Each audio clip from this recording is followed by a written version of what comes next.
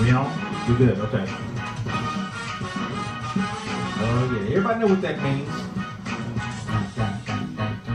I like that theme song. What you think? I like it. Yeah. That theme song works, right? That's your son, right? Yeah, that theme song works, don't it? See, that's original. You know exactly what it is. Ain't no remix. Yeah, ain't no remix. Ain't no remix. Welcome to the world of All right, we're getting ready to connect. We're back. We're on. the new chapter of greatest music. All right, this is 401 Sports Talk Radio on 4radio.net. I am the bench warmer, just sitting here, just kind of tweaking and twerking, make sure things work right. I am sitting here with the professor. What's going on, sir? All is well, man. All is well.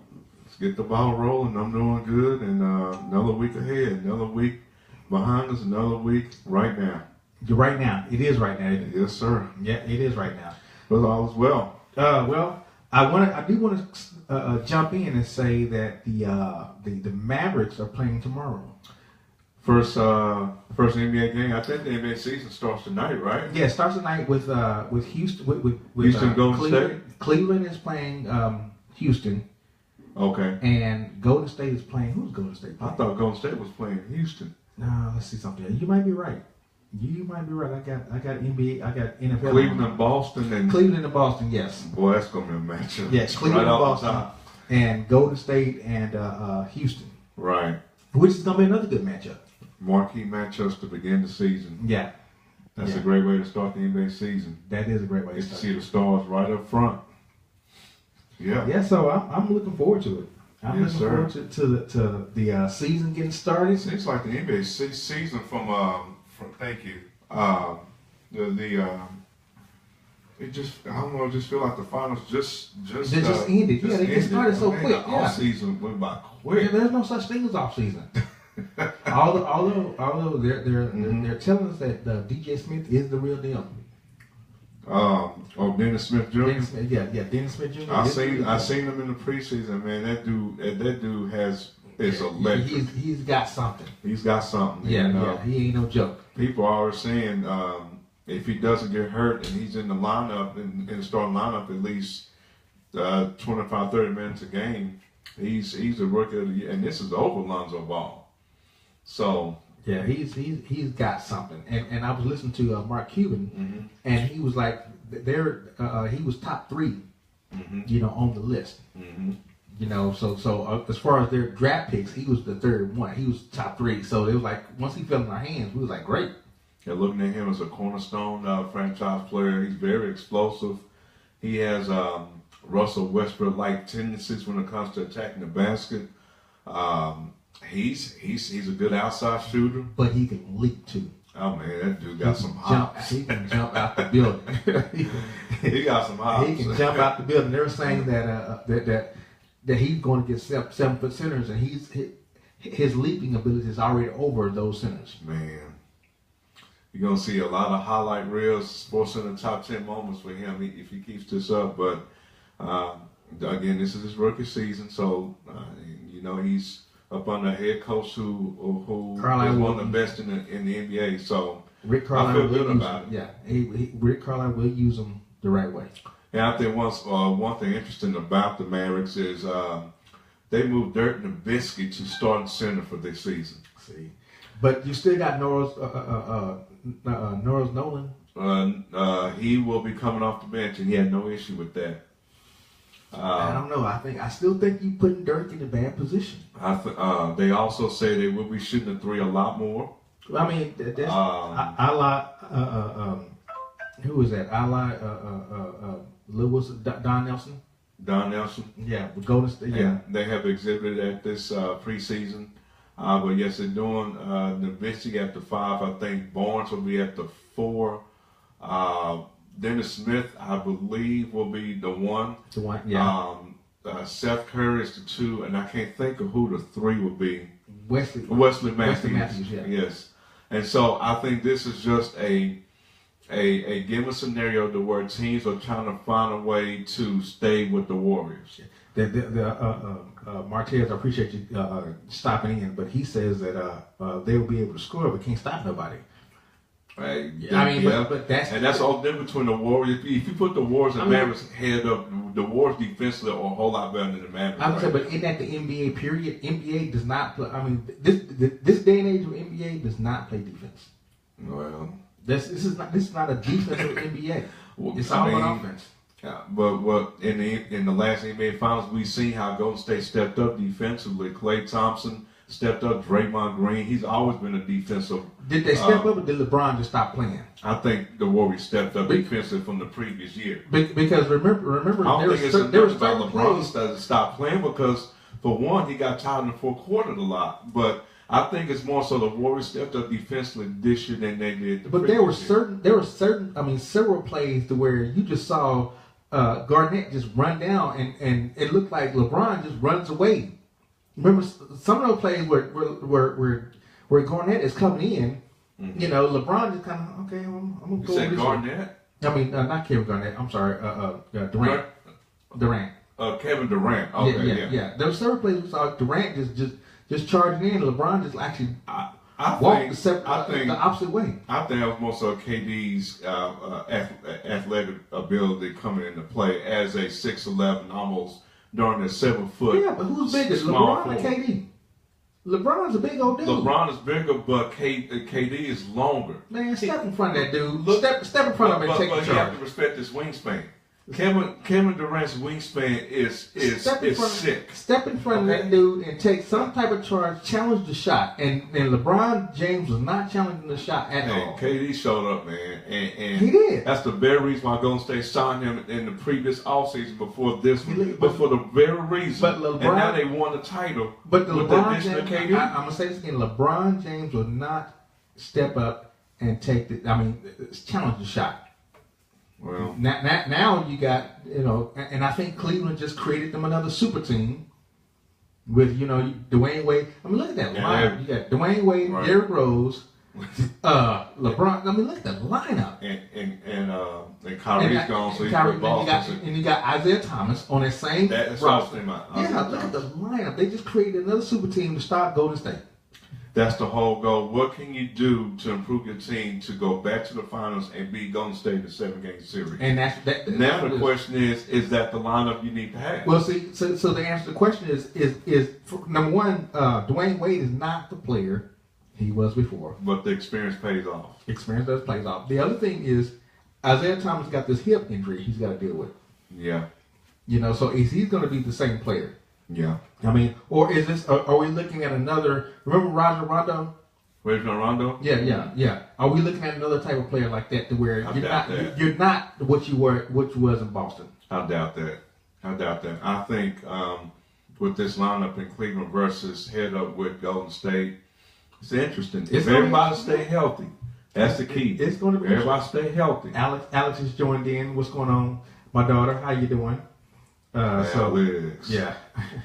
So that's the basketball front, and the season starts today. And I am going to go out on the limb and say another Golden State and Cleveland. I know. No, I am going to say that the one team that is going to be very good this year, and I think will replace one of the teams in the top 4 in the Western Conference, is the Timberwolves. Really? Yes. I thought you would have said Oklahoma. See, you got to think about that though. I don't know. Minnesota has came up in the offseason. They now have Jimmy Butler to go along with Karl-Anthony Towns. They already have Andrew Wiggins on top of that. The Pelicans. They have Antonio Davis, right? And they have Boogie Cousins, Twin Towers. That's all I can think about. That is a tough to stop. What about Oklahoma?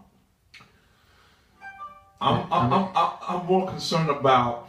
I mean, you. This what concerns me about Oklahoma. Chemistry. Russell Westbrook. Because Russell Westbrook has come off a season where he had the ball all the time. Right. That's how they survived. That's how they got in the playoffs. But when you took him out the game, they were no good. But can he give up? Who did they just pick up? They just picked up a star player. They picked up Paul George. Paul George, yeah. Can those two balance each other out? That's where the chemistry come in at. I can't say that. I don't know. We have to see how that plays out. I think they'll be good, but does the chemistry work with Paul George and Russell Westbrook in the same lineup? Because they play the same position. Yeah, they do. They do. And you can't put one. I mean, you can put Westbrook at. Can you put him at 2? You can put Westbrook definitely at the 1. At the 1, yeah. He could do a point guard. Can he play the 2? He could play the 2. And then Paul George play the 1. I don't know about Paul George at the 1. My only issue. I still think that Oklahoma is going to be good, but the problem is you bring in the same player. That's my concern with the chemistry part. That's why I was quick to say Oklahoma. I was quick to say the Timberwolves before I said OKC. And then you throw in the Houston Rockets. James Harden, Chris Paul, and Carmelo Anthony. But Carmelo is not the same person. He's not the same person, but just like D Wade, the experience is there. So is a Carmelo Anthony almost like a Vince Carter? Now. Almost like a Vince Carter in his later years? Yes. That's the same player. Vince Carter's 41 years old, and he's still can play. Yeah. He's still effective. But not the effectiveness that he was when he first. But he's just good enough to give you the boost that you need. So Martez says Paul George is a small forward, Carmelo Anthony is a power forward, and Russell Westbrook is your point. That's why I cringe when I don't know. You can't put Paul George at the 1. He's a 2 and a 3 to me. He could do a 2 and a 3 as he's mentioning. He's a natural small forward, but he can also play shooting guard. I don't think he can do point guard. Russell can do point guard. Russell can do point. Right. Yeah, Russell can play point. So this year's going to be interesting. We all know the finals is going to be Cleveland and I don't know. Well, I mean, who else would challenge that? I mean, because Houston would definitely challenge that. And it's the challenge. OKC would challenge that. The challenge would be Minnesota in the West. would challenge that. That would be in the West. Right off the top. That would be in the West. Yes. So you got 3 teams that can challenge Golden State. I think Golden State's not giving up the ghost. I think Minnesota's going to replace Portland. I think Portland is starting to fall off. Tweet it out because Portland never learns how to put this whole thing together. They bring in talent, but they never learn how to put it in. And another team you forgot to mention, San Antonio. I forgot to mention them. You can't. And they just gave LaMarcus Aldridge another $72 million contract, 4 years. That 4 years. They're a top 4 team. Yeah, you can never put San Antonio out. As long as you have that nucleus, and as long as you have Pops as coach, oh man. Yeah. So I mean, we got what 82 games? Yeah. You say Golden State, San Antonio, OKC, Minnesota. You said something about New Orleans, the Pelicans. I think they're a top 18, but they can't crack the top 5. Okay, so we're looking for 5. We got Golden State, we got OKC, Houston, OKC, Minnesota, and the Clippers is another fall off to me. Portland and Clippers, they're going downhill. Yeah, you can't say Clippers. Utah. No, you can't say Clippers. I don't know. Utah is, I think they're a top 18 too. But we can easily name the top 4. Yeah. Easily. In the East, other than Cleveland and Boston, it's a crapshoot. I don't even know if Boston is there. Well, what about Atlanta? They don't have Dwight Howard no more. I mean, but Dwight Howard never helped them in the first place. He was still a stud at the 5 though. He was still pulling off a double. But he's not there no more, so his effectiveness, in a way, is not there as much. What about New York? Jeez, what? I mean, no. They're a bottom feeder. That's from the East.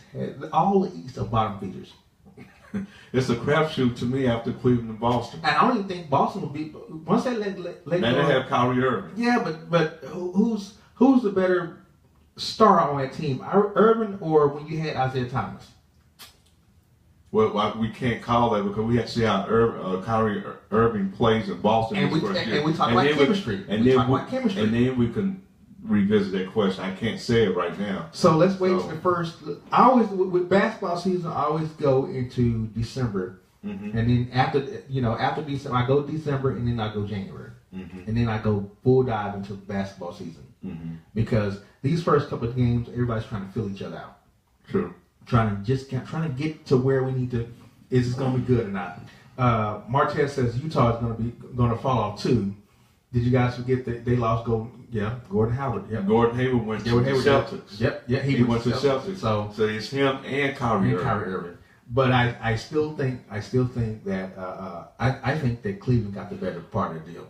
Washington with John Wall and I can't think of the other dude's name, but I think that's an up and coming team in the East. They're pretty Washington's good. gonna be good. Yeah, they're pretty good. But can you take those teams? Mm-hmm. Can you take it? I mean, I know you can take a Cleveland and put them in the West, but can you take a Boston and put them in the West and be a top 8 team? Yeah. No. You can't do it. I know you can do Cleveland. No. You can bring Cleveland over here, but you can't bring Boston over here. I can't call. No. No, I don't think so. No. I don't think you can do that. But those are your top 2 teams in the East. I mean, so if you put the Dallas Mavericks in the East, where would they be? They'll be a top 4. So they will be a top 4. Yeah, I think so. Really? Yeah, I think so. And the reason why I think so because Dallas is always teetering on that 8 or 9 spot in the West. They're always teetering on that, you know. But you take them over to the East. I think they'll be the top 4 with the lineup they have now. With the lineup they have, well, with Nowitzki at the 5. Well, see, I don't know how that's gonna play out though. Mm-hmm. I've never liked Nowitzki as a center. Mm-hmm. You know, I've never liked him as a center. His best position is a forward. Mm-hmm. I've never liked him as a center because as a center you don't touch the ball as much. Mm-hmm. You know, now and then you have to guard the other centers. And Dirk has never been a great defender. Well, see, this is my thing about making that move to the 5 with Nowitzki. He's a 3-point shooter. If the opposing center has to guard. All you're gonna do is just pull the opposing center out. If he's pulling the opposing center away from the paint, it leaves that paint wide open. Yeah, but for Harrison Barnes and Wesley Matthews and Smith, you have to respect his perimeter game. Have a 5. Here's the deal though. They've never had, and I got, like I said, the jury's out because I want to see what Dirk's gonna do as a center because they've never had a player that can drive like they have Dennis Smith. Mm-hmm. That can, they had. I mean, Finley was one. Yeah, he was one. Yeah, but the problem is that when Finley had that injury, he got hurt. He had the injury. He stopped driving. Mm-hmm. I mean, so who else did you have that could drive that lane? Mm-hmm. I mean, you got Yogi Ferrell show up every once in a while. JJ Barea show up every once in a while, but they're showing up as Dirk playing before. Mm-hmm. So he's not pulling centers out. So you still got that center sitting in the middle. Mm-hmm. So this may be something different, but like I said, I've never liked him as a center. I've always liked him as a position player. As a power forward, yeah. Because he played that position so well. I think one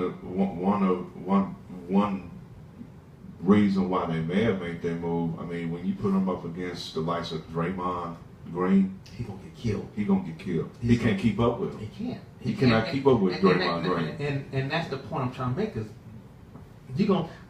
Noah's I always forget this guy's how to pronounce it. Nerlens Noel. He's probably a better suited center than Dirk is, and I'm not sure why they're not putting. Well, they had a lot of contract issues with him too, because I don't think they wanted to re-sign him at what he wanted. Right, and he didn't get what he wanted. He didn't get what he wanted. Right. But then they wound up signing him to a 1 year. Right. So why can't we sign him to a multi-year? He has to prove himself, and from what I was hearing, his work ethic is not where it needs to be, and so you can't. That played a huge part in the contract situation. Right. His work ethic is just wasn't there. So you're not. That's not good. You're not going to get that work out of him. And then we'll have to see. But then the fact that we got to move Dirk to center means that we got issues in the middle. There's some serious issues in the middle, and if you're going up against this West, I mean, man, the West is strong. I've said before, if you're going to compete with the Golden State Warriors, your entire 5 on the floor has to be just as athletic and run the floor. Exactly. And if you put Dirk at the 5, he can't. Golden State's 5 is just as slow as Dirk. He can't do it. And that's Zaza Pachulia. Right. And the problem is this right here. The Mavericks have never had a 5. They've never had a center. I mean, the closest they got was Tyson Chandler. Tyson Chandler. Mm-hmm. But before that, right there, you don't have a 5. And then when they brought him back in, he wasn't the same player he was, during the playoff series. Mm-hmm. You try Eric Dampier, right? He can't jump. You try. James Donaldson. James Donaldson. That was probably your best 5. Is James Donaldson. Mm-hmm. That was probably the best 5 you ever had. I mean, you throw a Sean Bradley out there, UA Blob, or something like that. They've never had that. Somehow or another, they don't know how to draft centers, and I don't understand why. Mm-hmm. I just don't understand why. Is it they don't know how to draft centers, or the market for centers is very, very dry? Well, number one, the market for centers is extremely dry, but you still have them out there. Where do you get a Draymond Green from? Dwight Howard at his prime was one of the best. Mm-hmm. You got Shaquille O'Neal. Mm-hmm. The centers of today, you just don't. They're just far few in between, but you need them though. Mm-hmm. And all you need them to do is be a shot blocker, change up a shot. Who's the best 5 today? Ooh, that'd be another question for another show. I have to go research. I think the best 5 today is DeMarcus Cousins. Cousins, yeah. Even though he could be a head case to me, but the dude can pull a 25-20 on you. I don't know. Draymond Green is yeah, and he's better defensively than Boogie. And that's what you need though. You need your center to be defensive. But see, Draymond. See, when he's on the floor, he's more so a 4 because when they put Zaza at the 5, Draymond is a 4. He moves when to Zaza comes out the game, they replace him with what's his face? Shaq always messes with him. He's the JaVale McGee. Okay. So, primarily speaking, when Draymond's on the floor, he's pretty much a 4. He's not necessarily a 5 on the floor. He's a 4. So, I couldn't really call him a 5 because they don't use him as a 5 unless they purposely do it. The Mavericks going to bring him in as a 5. If they had Draymond? Yeah. I wouldn't doubt that. Yeah, I wouldn't doubt it. They was going because you already got Dirk. I wouldn't doubt that at all. But I think putting Dirk at 5 do have its pros and cons. It has a lot of cons on the defense. We have to see how that works. It's got a lot of cons on the defensive end of the ball. We'll see, and this is Rick Carlisle's idea. So and Carlisle was a genius. Yeah. I can't doubt his coaching ability because he has proven he can coach. Okay. So we have to see. All right, so we'll see what that's going to look like. Montez just said something. Yeah, he just said he was watching a Celtics game. Gordon just went down for a major injury. Wow. Oh. And there goes the Celtics. Already? There goes the Celtics. Oh, man. And it's done. I have to read up on it. All right, so now we know Cleveland and Golden State. NBA Finals. We got to watch that one more time.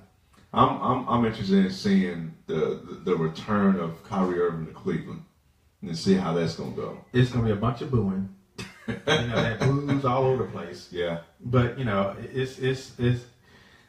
I don't think he was planted in Cleveland as that mainstay to where they'd be so. And he was there in Cleveland before LeBron got there. The second time. Yeah, the second time. But LeBron kicked him out. He's high-fluting players. They do their own thing. All right, so let's kind of keep moving. Some news of the day. Okay. Ezekiel Elliott looks like he will be able to play Sunday. So he was granted a temporary restraining order again this afternoon that will allow him to play Sunday against the 49ers, at least for that game. Yeah, and that was by the Fifth Circuit, the court. The Fifth Circuit court. The court that actually matters. Yes. Because these other courts don't matter. The court that actually matters, he was granted the that. Fifth Circuit. Yeah. Right. So that's there, and I'm gonna leave that there because this saga is a soap opera. It's a soap opera, and it's stressful, and it can be very confusing how everything is going right now. Extremely. The other news of the day. So the NFL and the players, they had this come to Jesus type meeting, what I call it, and Jenkins, the cornerback For who? for I want to say the Raiders. I got to remember who, but His last name is Jenkins? Yeah. I know the Giants have Janoris. Janoris Jenkins. Jenkins. Yeah. Okay. So it's him. So he Okay. they all went to meeting and was told that Colin Kaepernick was invited to the meeting and did not show up. Now his lawyer put out a statement and said, no, he was never invited. Mm-hmm. But so we don't know. That's a he say she say. But it was told that he was invited and never showed up. Well, Now he's filing a grievance against the NFL yeah. because he's saying all these owners are blacklisting him. Mm-hmm. I'm like, I'm sorry. How do you feel about that? Well, if you had an opportunity to sign a contract, how are you being blacklisted? Because he could have signed with San Francisco. And still been in the NFL. Are you saying he could have signed with San Francisco or elected to Accept his option. take the option and take the the option. last year of his Take the contract? option and play in San Francisco. Yes. So was it more so that or getting out of the option in an attempt to re-sign with the team? See, no, I don't think he was attempting to resign with the team. I think he wanted to go elsewhere. So you're going back to he shouldn't have opted out. I'm going back. You shouldn't have opted out. Okay. And I'm like this right here. I understand what you. I don't need to bring a lot of attention, a lot of non-football attention to my team. Mm-hmm. I just as an owner, I don't need that. Mm-hmm. We have a goal. We are trying to go to Super Bowl, go to the playoffs or whatever. I don't need negative press coming into my locker room. Mm-hmm. And we're not. I don't think anyone's looking at that and saying, you know what, that's going to bring about negative press. Mm-hmm. Some of the decisions that he made, I'm not going to vote, but I'm standing up for this. I'm kneeling for this, but I'm not going to vote. That's a bad decision. I'm not going to opt in. I'm not going to take the $12 million. Well, it's actually $10 million that he was opting for. I'm not going to take that. That's a bad decision. He's made a couple of bad decisions based off of him deciding to kneel for injustice. And this is just another one of those bad decisions in a string of bad decisions that says, you know what? And if this is true, I'm not saying it's true. I'm not saying it's not true. Okay. From what we heard, one of the players that was in the meeting was saying that they invited him to the meeting. Okay. It wasn't official that the NFL, and this is what the lawyer was saying, it wasn't official that the NFL invited him. Players were inviting him to this meeting, and he chose not to go. That's another bad decision. So let me ask you this question. Up to this point, from the very first time Kaepernick decided to kneel during the national anthem up to this point, has this mission been accomplished? And this is just my own opinion, I don't think it has because the message got lost. Because now we're kneeling for against the national anthem and against the flag. His initial kneel was for injustice. Social injustice. Social injustice. Police brutality. Police brutality. But no one's talking social injustice or police brutality. They're talking, you're kneeling against the flag, you're kneeling against the Army, the Air Force, the Navy, and the Marine. You're kneeling against those that are fighting for our country, for us to be free. Now, so I think there was, I think we lost the message. Now, I saw a story, and I'm paraphrasing here, where before Colin Kaepernick even thought about actually performing this act during the national anthem, he sat with a qualified, I'm not sure if he was a Navy SEAL or it was someone that was qualified that fought for this country. I saw the same and he thing. was white. I saw the same thing. And they came out of that meeting shaking hands. I saw the same thing. How you feel about that? Well, it's a and the reason I'm asking bring this up because at least he made an effort to sit down with someone that was qualified to speak upon or about that before Colin started doing what he did last year. at least he went down that road. And what I appreciate him going down that road. Mm-hmm. Okay, what I would have wanted him to, what I would have wanted to see is that you continue down a road that says, you know what, if I'm going to kneel, I need to take this party all the way through. I don't need to just kneel, stand up, and then keep it moving. Now, Colin Kaepernick gave $1 million to underprivileged children. He gives a lot, you know.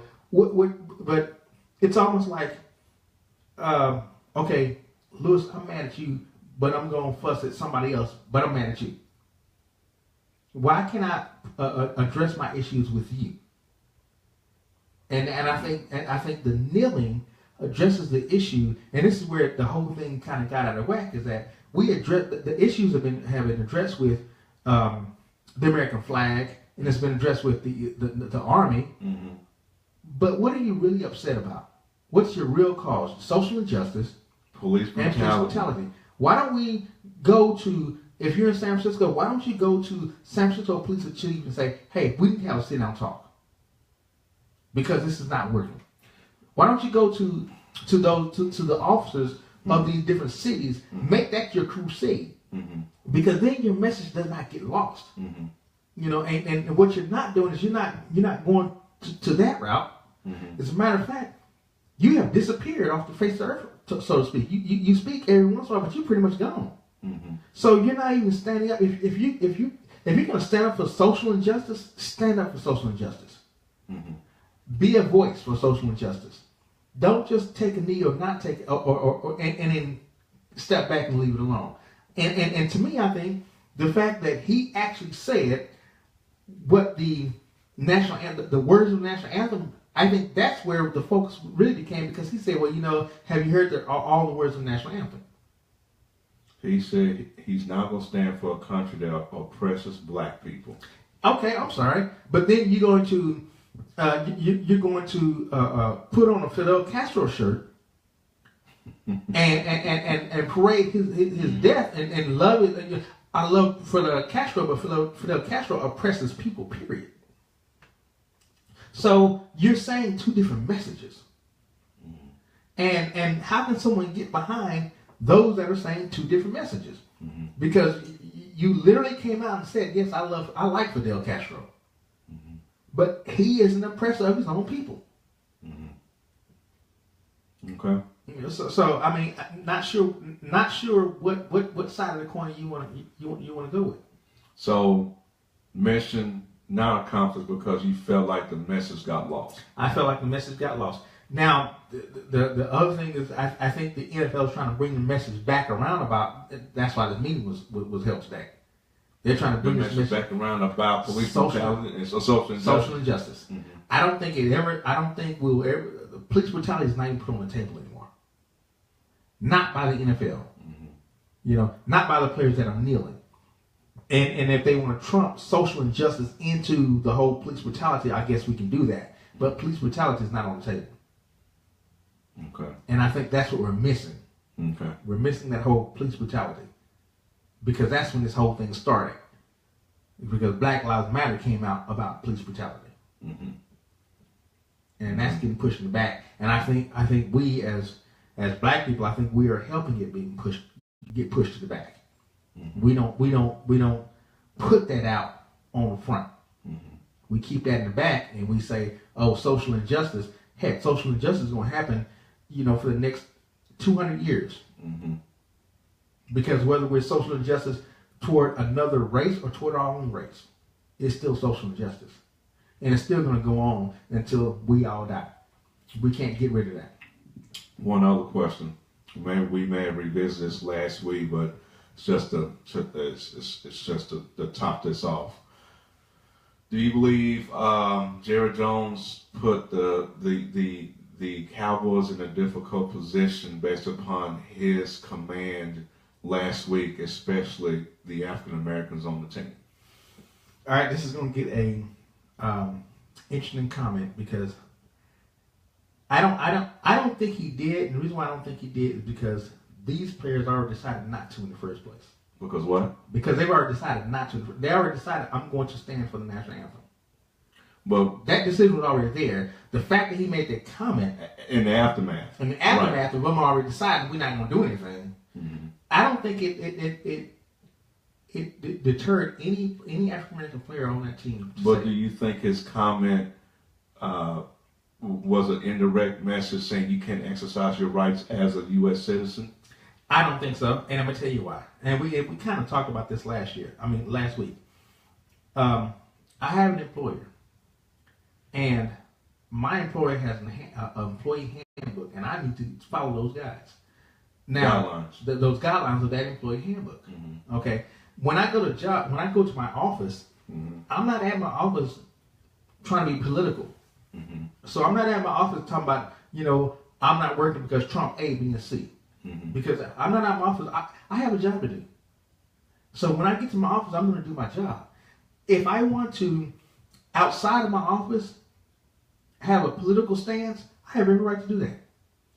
If I don't like the fact that my job says you can't be political, because what are two things you don't talk about at your job? Politics and religion. Those are two subjects we don't get into, politics and religion. At work.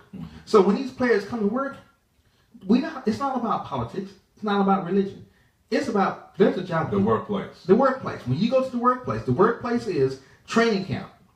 The workplace is Sunday. You go to the office. That's why they make these players wear ties. Is that against their rights? They make players wear suit and tie coming to the workplace. Heck, you have a dress code, right? Right. Is that against your right? Not necessarily. I'm just obeying the dress code. Exactly. That's all I'm saying.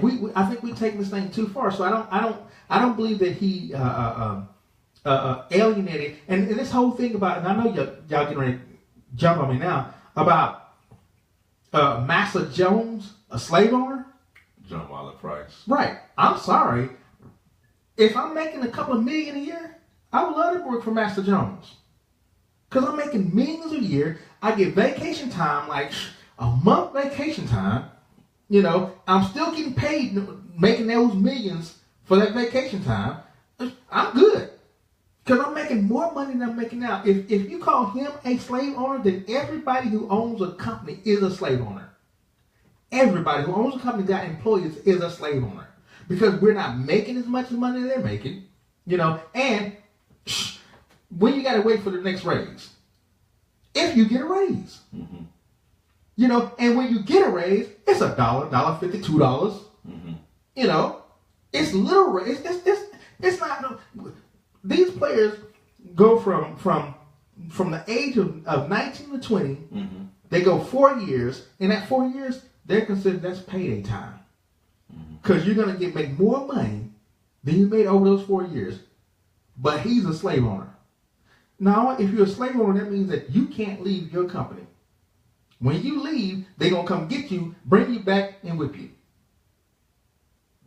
That's a slave owner. These owners and stuff like that. Let's talk about this. Let's talk about the boycott. Okay. Let's say boycott works. We're going to boycott the NFL. Right? Who was we? Let's say the whole all of America boycotts the NFL. So you're including the fans? Yeah, I'm including fans. Okay. Guess what you just did? You put out so many people out of work. That work for the NFL? Yeah. Okay. It's not just the owners. You put out so many players. You put them out of work. Are you okay with that? So the owner won't get paid. These players ain't getting paid. So you just opened all these job openings. You just put all these players out of work. Because of the boycott. Because of the boycott. And it worked. And everybody stopped watching NFL. And you put all these players everybody out of work. For what? So Colin Kaepernick can get a job.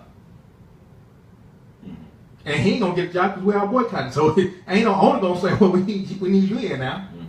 Because they're out boycotting. That makes no sense. And I had a friend of mine, Greg Moore, who said this right here, and I thought it was very eloquent that he said it. He was like, if you want to boycott, make sure that you have enough money for these players to feed their family. So So go ahead and boycott, but make sure you got enough money to feed these players' families. You know, that's why I didn't have an issue with what Des Bryant said a couple months ago when he really didn't want to comment on the situation about what was going on in the NFL when he was pressed a question in his own locker room. And he was like, you know, this ain't the time for this right now. You know, I got a family to feed. I'm just thinking about football. And he got blasted. Right. I mean, what's wrong with you? He got blasted about that. And, I mean, what's wrong with you? I can't blame the brother for, I mean, he's the head of his family.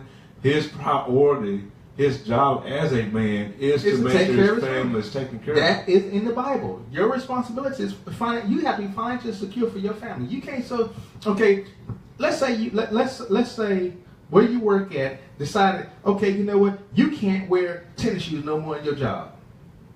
And you said, you know what, that is my right to wear whatever I want to wear. That is my right. Mm-hmm. Okay, good. Where you got to go. Have that conversation with your wife coming home. That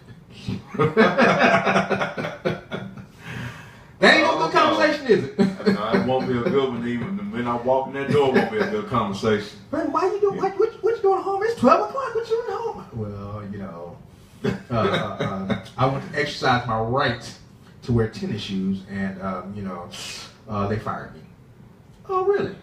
Well, why are you in this house? Because that's how that conversation's gonna go. Mm-hmm. Yeah. You need to turn back around. Mm-hmm. Go see if you can get your job back. Mm-hmm. So always out there saying, "Hey, we need to boycott. We need to boycott that. We need." No.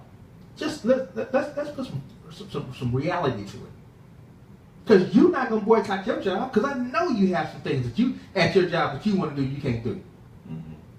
You know, let's say you want to go to your job, freedom of speech, right? You want to go to your job and just cuss everybody out. It's freedom of speech, right? Mm-hmm. You have the freedom of speech.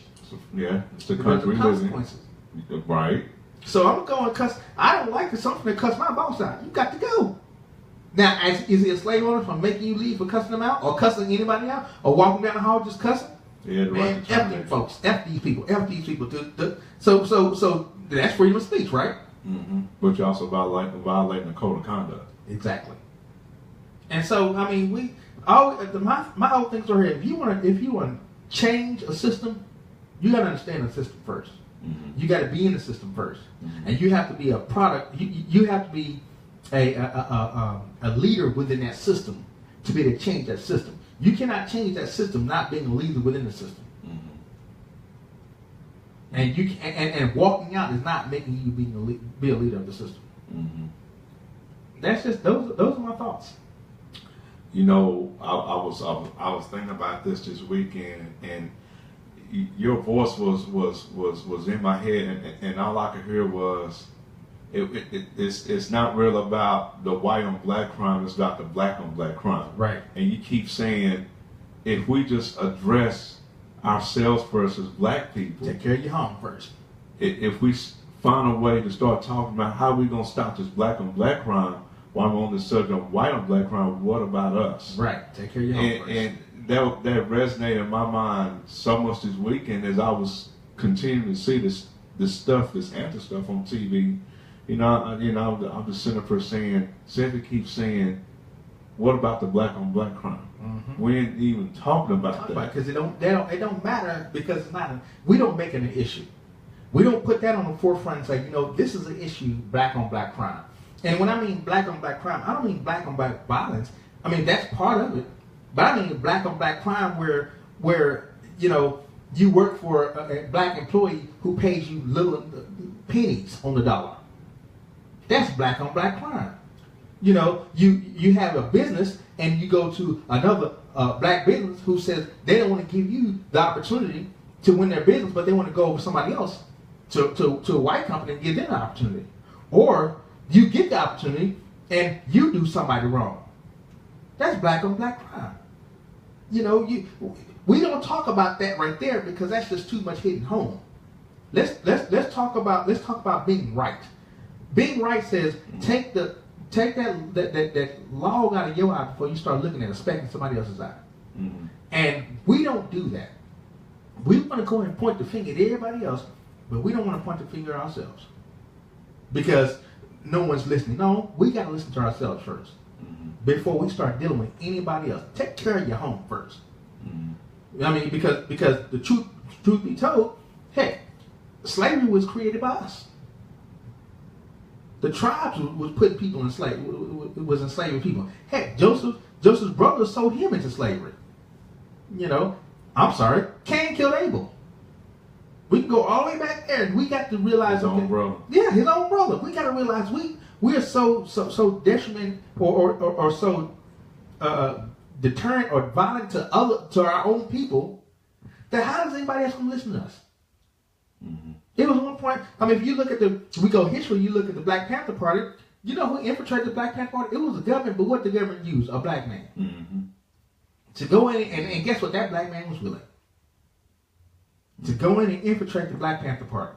Mm-hmm. Who killed Malcolm X? A black man. True. You know, we're so vindictive against each other that we can't even look outside. But we want to start. Oh, let's look what they're doing to us. Now look what you're doing to yourself. Heck, black police officers are so much crazy against us because they want to. Ice Cube said it best. Black police showing out for the white cops. Say again. Black police officers showing out for the white cops. That's what Ice Cube said. Yep. Mm-hmm. When they after police, mm-hmm. Yeah. black police showing out for the white cops, and we don't sit there and think, you know what, that's a problem. That is a huge problem.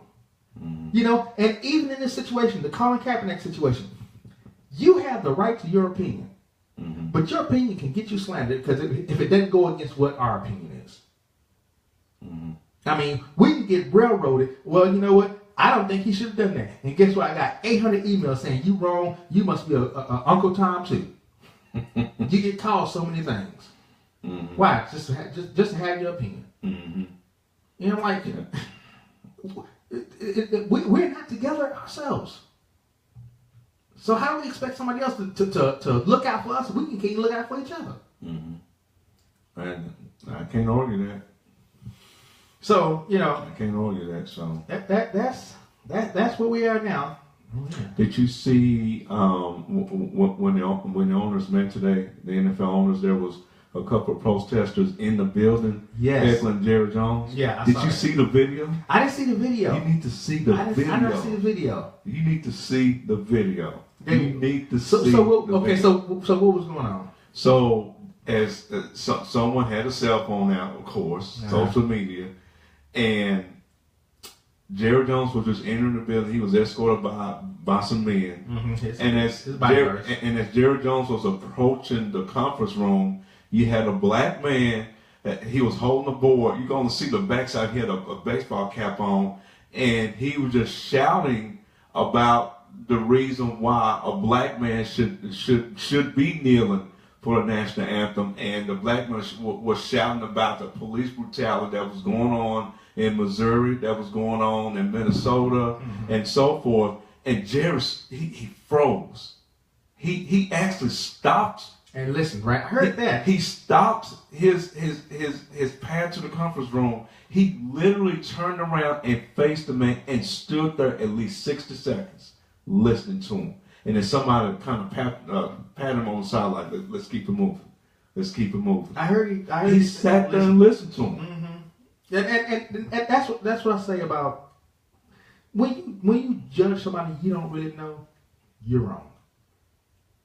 You have no right to judge someone you don't know because you don't know them. Mm-hmm. You know, and we all have our opinions. Mm-hmm. You know, we all speculate mm-hmm. in different situations, but you know, Jerry Jones is not that. I'm the master. Mm-hmm. He's not that type of person. These are my slaves. Mm-hmm. You know, what he came out with now. The truth of it is, I don't know, because he came out and said, "Hey, you know what? I want to take all the emphasis, all the focus off the players, put it on me, so you don't have to ask them questions." You know, because guess what? I'm trying to go to the playoffs. I'm trying to win a Super Bowl. This is distracting. I was going to ask you, do you think this is becoming a major distraction to the Dallas Cowboys? I think it's becoming a major distraction to the NFL. I was just thinking about the team because at first the team was just doing fine, and then he came up with this demand. Yeah, and it just changed the whole the environment has changed. Yeah, I think he should have just left it alone and let it die down. I think he was not right in that action. I understand the sentiment. I want to get all this stuff off the players, but sometimes just being quiet just let things die down. And he should just not say everything. Wow. And a lot of people, they say that they kept saying, why did he choose right before the bye week to say something like this? And I think my answer to that, I don't know the answer because I don't know Jerry Jones, but I think, it's the bye week. So you got 2 weeks of y'all got 1 week of y'all talking about it. By the end of this week, we're finna get back to football. But I still think he shouldn't have said nothing in the first place. I mean, by having said that though, reporters will goad you. Reporters can talk to you and ask you certain questions. Look what the coach for Green Bay said. Mike McCarthy. Mike McCarthy said, "No, we don't need Colin Kaepernick. We got two. I spent 2 years on. I spent 3 years on the backup. I spent 2 years on the other backup. We got our quarterback situation is good. Mm-hmm. We don't need Colin Kaepernick. Mm-hmm. Somebody come out, well, he's grown for that. No, they don't. And this is a thing that, in a way, it surprised me, but it didn't. Right after Jerry Jones made his comment, a week later, just this past week, the Patriots owner, Robert Kraft, came out publicly and said, and this is paraphrasing, I would prefer that our team stand for the national anthem, but a player can exercise how he feels about the situation.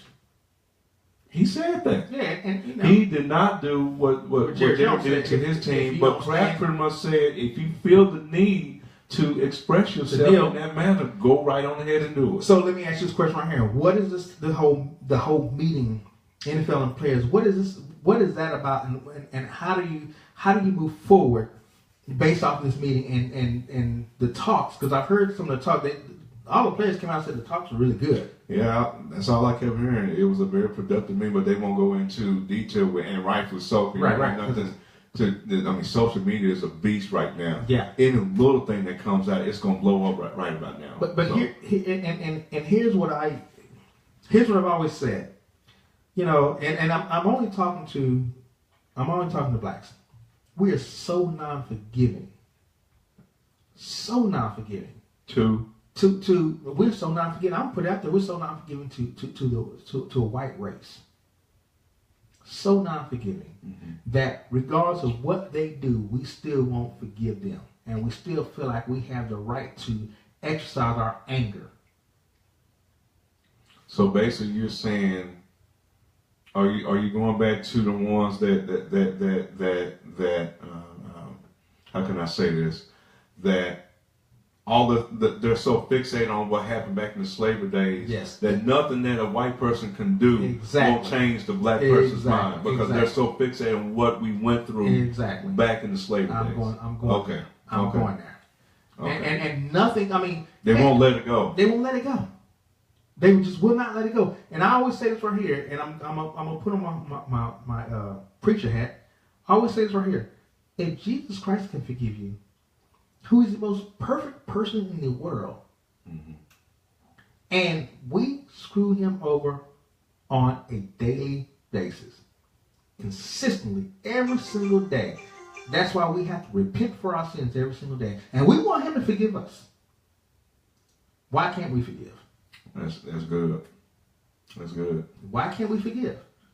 Because we met, and some of the rhetoric that comes back is, well, they keep doing it. Heck, we keep doing it.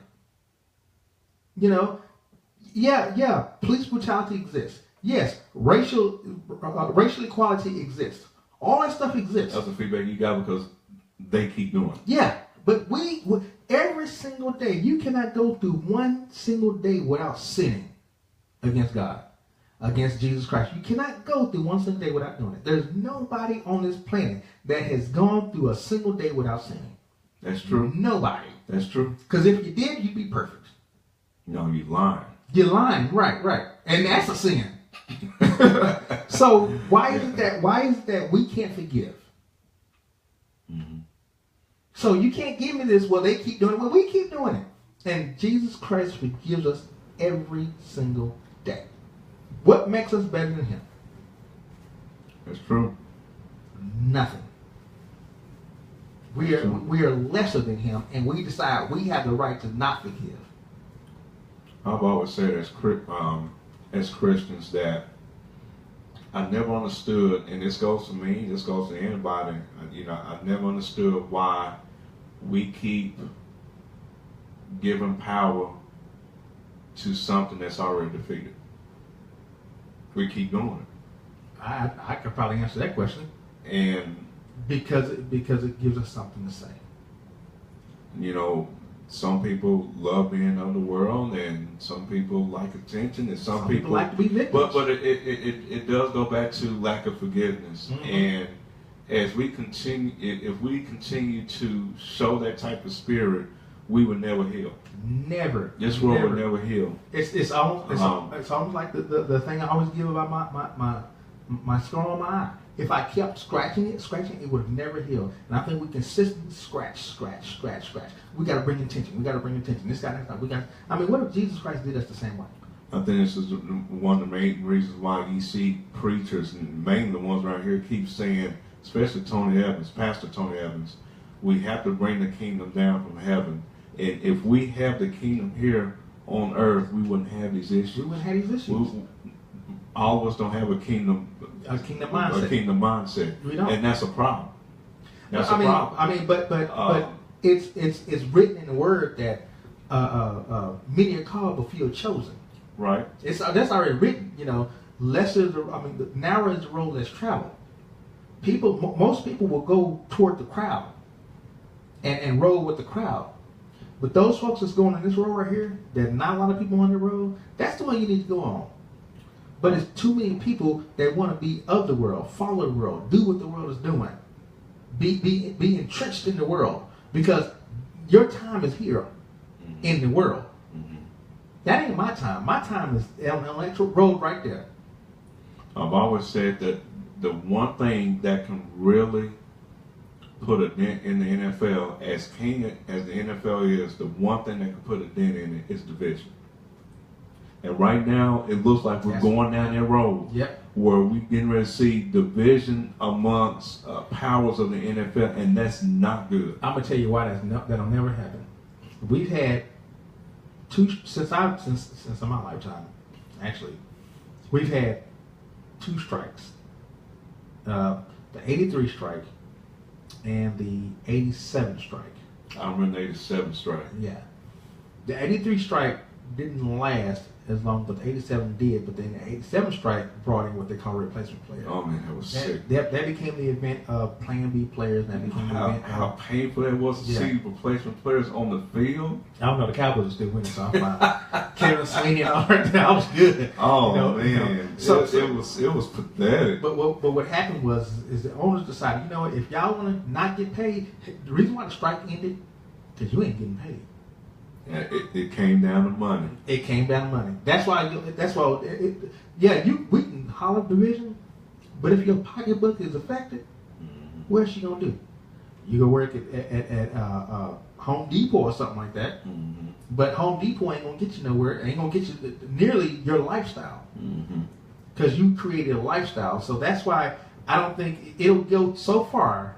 Mm-hmm. But then it'll shut itself down when they say, okay, well, y'all got to go. The reason why they stopped, reason why this last strike would never happen is because the players was like, oh, y'all take my money? No, okay, we'll work something out. From what I've been hearing, players are being told by certain people start saving now, because after the CBA expires next year, I've been hearing there's a possibility we might go into a strike. Yeah, but the players got to store up money. What's going on? This my boy right here, Deshaun. What's going on? Guy out of Oakland. But I've been told that they're trying to store up money. They're trying to keep money back so these players will not be hindered. But your lifestyle means you got to put so much money back. That your lifestyle has got to consistently go on even at this strike. And your lifestyle is not going to consistently go on at this strike because that's a lot of money you got to put back. You know, so that's what they're trying to do so they can get a better collective bargaining agreement. We'll see how that plays out. Yeah. Okay, so keep it moving. 8 o'clock. Keep it moving. We're at 8 o'clock hour. Now we have time to really dig into the NFL. You want to go and make them picks? Now we're gonna do we're gonna do it all at one time. So who's falling off and who is falling on? Okay. You want to take a quick break? What's going on, Stone? Yeah, let's just take a quick break. Yeah, we're gonna take a quick break. Let's hit the reset button. Yeah. We went an hour in, so we're gonna take a quick break. When we come back, we're gonna get into the NFL. We're gonna talk about Week 6 that was. We're gonna talk about Week 7 that is coming up. You got a powerhouse that just got took out. Yes. Yeah, it's true. Yeah, you got a powerhouse that got took out, and you have teams that you didn't expect to win. Well, here we go Actually with that won. drama again. And then you got that one team that never wins, still on that non-winning road. They got LeBron.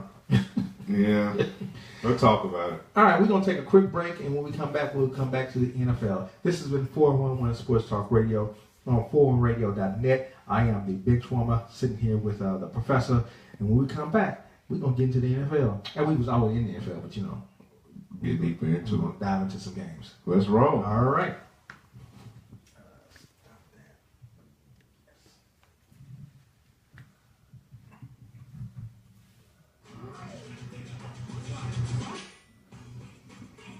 You good, Shelley? Okay, so which one dive in first? Okay.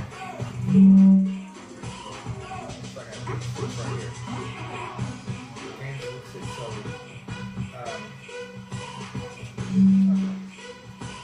talk about when you get to Week 6 games. Okay. Alright. And then we'll talk about the ones where we actually go to Week 6 games.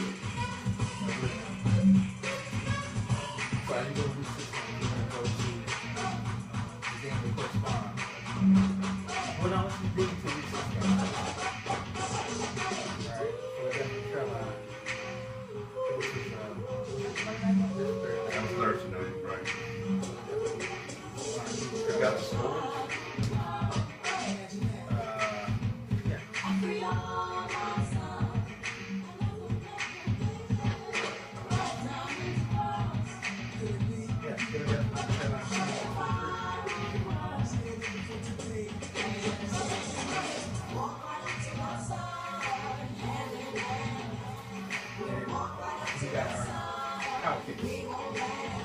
Oh, you got them. Okay.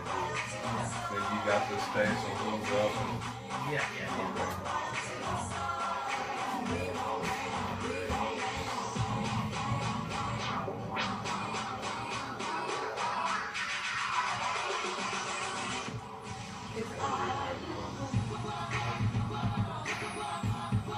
Yeah.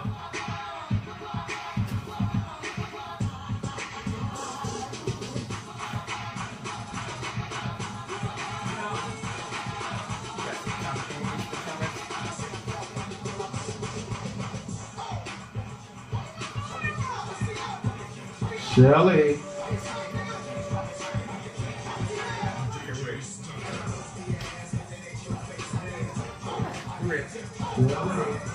Quick break.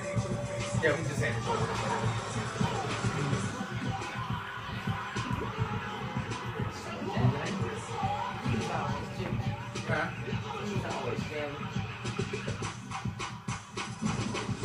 Girlfriend's favorite DJ.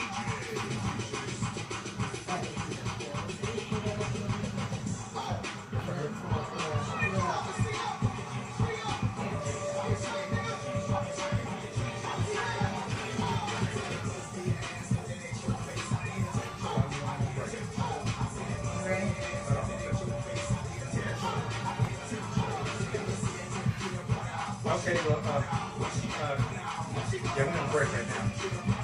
Can you give us in 30 minutes? We're gonna walk this.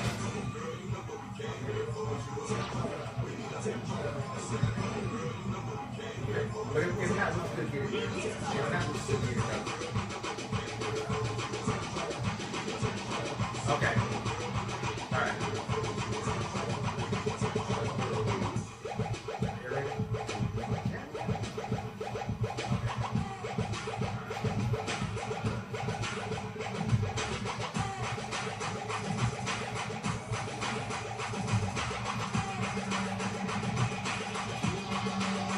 All right. They jamming like a mother. Where did you get that from? Where did you get that from? They jamming like a mother. All right, this has been 4-1 Sports Talk Radio on 4radio.net. That DJ Stunner kind of doing his thing, ain't So we went from lemon pepper to stunner. Yeah. Number one Stunner. What? Well, we'll go back to lemon pepper every once in a while. You know, you need that seasoning, right? Put that sauce on it, right? All right, this is 4-1 Sports Talk Radio on 4radio.net. I am the bench warmer sitting here with the professor. Now we're finna start schooling y'all on the aspects of football and how it goes. Yes, sir. So, Martez, if you're listening, Brittany, I see you called in, so we're going to get you back in on this thing pretty soon. Don't be shy. Don't be shy. All right, so the weekend actually was pretty interesting because we have the whole league has been defeated. That's true. Yeah, Kansas City goes into who they played? San Diego. Kansas City. Kansas City played. Excuse me. Yes. Don't forget about Saturday. Don't forget about. OU won. Who wants to talk about OU? Boomersoon. Who wants to talk about OU? You know, this Martez, we won! This is not an interrupting show. Okay, you Martez! interrupt the show and don't be hollering at Martez about y'all winning and stuff like that. It was a good game, though. It was a great And game. you almost thought they was gonna lose. No, I didn't. Yeah, Texas I lost. had to faith. OU. I wore my OU stuff from Friday to Sunday. There it is. There it is. OU faithful. OU faithful. That's yeah. what's up. But yeah, Kansas City, they lost to Pittsburgh, 19-13 in Kansas City. And now I have to say this. I am the only person that picked Pittsburgh on that game. Yes, you did. Yes, I did. I said something because I said Roethlisberger is not going to have the same type of game he had. He was okay. I mean, yeah, he was okay, but the other area. he was- I'm sorry. When you got Roethlisberger, you got Le'Veon Bell and Brown, Antonio Brown, showing up 150 some odd yards per each. Mm-hmm. You know, Le'Veon Bell we had 178 rushing. Boy, he was a beast that day. dog. He was running over. Yes, and then Antonio Brown had 150 something yards Yeah, receiving. Yes, that's called a win. let's call him win. That's called a win, and I knew it. I called it, and I might not call nothing else the rest of my life. Yeah. Okay, Shell, you cannot be put. You and Martez cannot be throwing boomer sooners on my page. Martez, y'all can't be throwing boomer sooners up on the page. That's not even right. That's not right. You know, TCU won. Yeah, they won. They Texas don't- Christian University. They're the only undefeated team. The Horned Frogs. Yeah, in the Big 12. So, well, you know, they're number 5 in the AP polls. Purple ones. Yeah. All right, so Sooner Nation, stand up. did you look at that? So Pittsburgh won 19-13. And it's still a close game for them to score. Have all those yards still that close. But Pittsburgh shut down the Chiefs in the first and second quarter. The dominated. Chiefs could not. I looked at that game. The Chiefs could not move the ball. They were stunned by Kareem Hunt. Alex Smith could not get the ball to his receivers. It was constant pressure up the middle. James Harrison, 39-year-old James Harrison, continues to be a beast. Yes. Man, they was giving the Chiefs offense fits in the first half. But they've always played the Chiefs that way, though. That's true. They've always played the Chiefs that way. That's true. All right, so what else we got here? We're just gonna go down the record. Philadelphia still remains 5-1. They played Jesus Carolina. Christ. Man, can anybody? They are 5. They are 2 games up on the NFC East. With no real serious running back. Well, they do now because LeGarrette Blount. Yeah. He Let me tell you something. he stood up. If a team gives that man a chance to run the ball on a full-time basis, Why has he been bounced around so many times? I don't understand because every team he's been to, he has been successful. He was with New England. He was with both. He was with Pittsburgh Buffalo. at first. Yeah, Then Pittsburgh. went to New England. Went back to Pittsburgh. Then he went to Buffalo. Then went to Buffalo. Then he went to the Eagles. God, dog, The dude is a nice running back. he is. That Now, dude is a beast. now you know who his uncle is, right? Mel Blount. Mel Blount, yeah. Yes. Yeah. Yes. Maybe that's why. I'm gonna put like if a team just gave him regular running back dude is just a regular starter, he will be a 1,500-yard back. You think Yes. he would be a Le'Veon He's Bell? hard to stop. He is. Now, in Carolina, just looked. Cam Newton with 3 picks again. They looked like they weren't even in the game, Yeah. and it was at Carolina. The Eagles just flat out shut. They are third in the NFL in stopping the run. And right, and they couldn't stop the Garrett Blount. they held the Panthers to 9 yards rushing after one half. So it's 9 yards Philadelphia. rushing. Is Philadelphia the real deal? Now until they play the Cowboys. No, see. I don't know. I don't know. They you know. I have to see them. I'm serious because if you can beat the Cowboys the way you beating everybody else in the NFL twice, you got the division. Yeah. Oh yeah. Well, yeah. Unless you're the Giants. Really, the Cowboys is the only team that's in the Eagles' way because the rest is. All the Cowboys actually in the Eagles' way when you don't. Number one, you're without Ezekiel Elliott for the next 6 games. But I guarantee you, and number with 2 the Eagles, it doesn't matter with them. Their thing is we gotta get past the Cowboys. We ain't even played them yet. We're 5-1, but we ain't played them. Because Trust me, the Cowboys are on the back of the Eagles' minds. Because you right never now. thought the Washington Redskins or the Giants would be that much of a difference. No. All I mean, right. the Cowboys are 2-3. The Eagles are 5-1. We have yet to play the Eagles. Let's see how those 2 games pan out before we say the Eagles are the real deal. I'm just gonna put it to you like All that. right. Let's keep it moving. And the Eagles roll, it will not get better from it. They have yet to play Denver. They haven't played the Cowboys yet. They have to play Kansas They gotta City. play Kansas City. They gotta play Oakland. The road is supposed to get real tough for them. All right. So let's hold So off. Martin real says deal he's not stuff. completely sold on the Eagles yet. So That's my point. Yeah, so let's see how you play the Cowboys, the Chiefs, Oakland. Oakland, and the Broncos. And the Broncos, yeah. And then we'll see where you at.